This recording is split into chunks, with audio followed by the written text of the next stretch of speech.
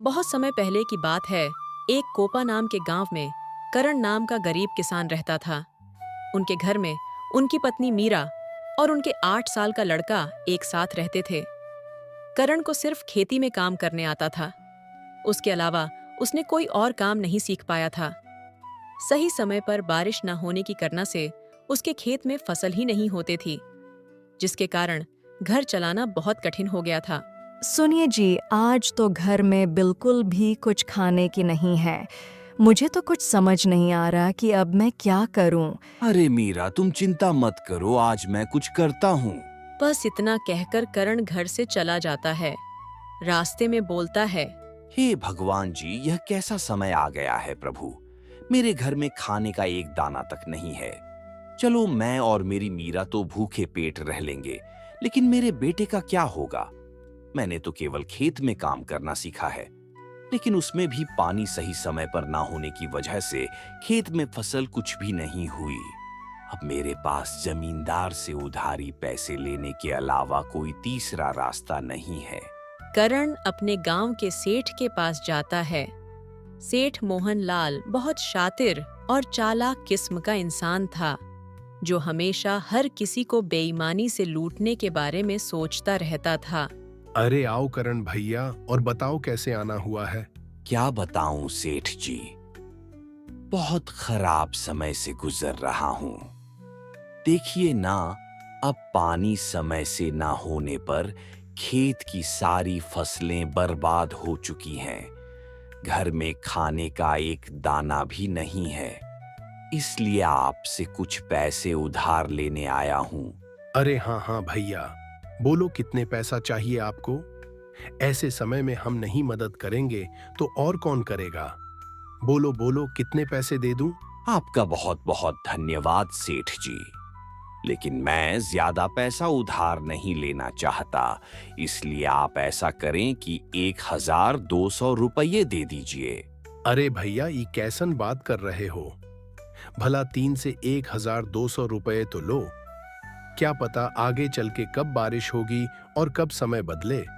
सेठ मन में सोचने लगता है, अरे ससुरा, तुम लोग इतना कम पैसा लोगे तो मैं कैसे कमाऊंगा।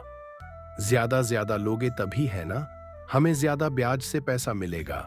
यहाँ करण भी सोचने लगा, आखिर अब मैं क्या करूं।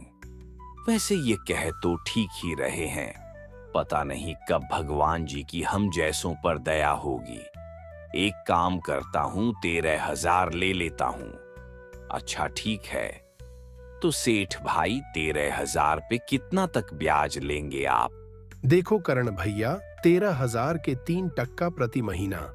लेकिन आप तो अपने ही आदमी हैं, आपस में क्या धंधा करें। चलो आप 6% दे देना।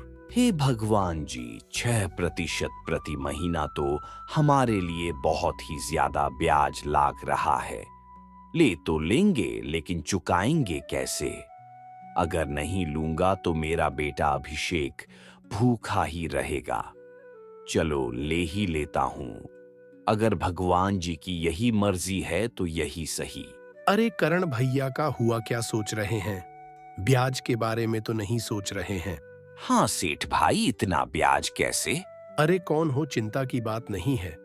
देखिए आप तो अपने हैं, आराम से चुकाइएगा। कहिए क्या कहते हैं। अच्छा ठीक है, दे दीजिए। करण उस सेठ से 13,000 रुपये उधार ले चला जाता है।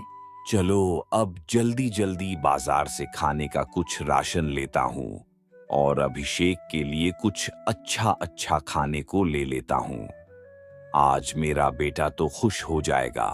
करण जल्दी जल्दी बाजार से सामान लेकर घर के लिए वापस चला जाता है। घर पहुंचते ही मीरा करण के हाथ में सामान देखकर बहुत खुश हो जाती है और कहती है, ऐ जी, यह सामान पैसे कहाँ से मिला जी। देखो मीरा, मुझे पता है तुम मुझ पर गुस्सा करोगी, लेकिन मेरे पास और कोई सोचने की भी नहीं था। मैं समझ गई जी, आपने किसी से भी उधार पैसे लिए होंगे, पर कोई बात नहीं, मैं भी वही सोच रही थी। लेकिन ऐसे समय में गांव में किसी के पास देने के लिए पैसे नहीं है, तो क्या आप सेठ जी से उधार पैसे लेके आए हो? हाँ मीरा, लेकिन तुम चिंता मत करना, भगवान के घर देर है अंधेर नहीं। अभी इस वक्त मेरे बेटे से बढ़ के और कुछ नहीं है। हाँ, आप कह तो सही रहे हो, लेकिन वह सेठ बहुत चालाक और बेईमान है। वह बहुत ज्यादा ब्याज का पैसा लेता है और समय पर पैसे न देने पर खेत या घरों छीन लेता है। आपने कितने रुपए उधार लिए सेठ से? मैंने तो एक 8,000 रुपए हजार ही मांगे थे, पर उसने कम से कम 13,000 या उससे ऊपर लेने बोला, इसलिए मैंने 13,000 ले लिए।